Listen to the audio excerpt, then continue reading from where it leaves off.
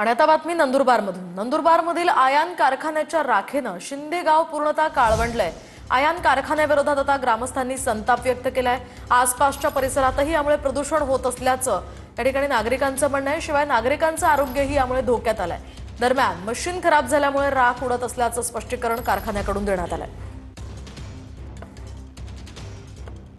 Ion multi stage sugar फॅक्टरीची जे राख उडते ती राख थेट आमच्या गावावरून पिकं सर्व घरांमध्ये घुसते। त्या कारखान्याचा मालक एवढा मोठा आहे अजित पवार की त्याच्यामुळे याची दखल कुणी घेत नाही। आम्ही ग्रामपंचायत मार्फत आमचे खाजगी पुष्कळ वेळा तक्रार करून सुद्धा कुणी ऐकून घ्यायला तयार नाही आमची तक्रार। आणि जर रस्त्यावर उतरलो तर काही कमी जास्त झालं त्याला कारखाना शासन प्रशासन हे जबाबदार राहील।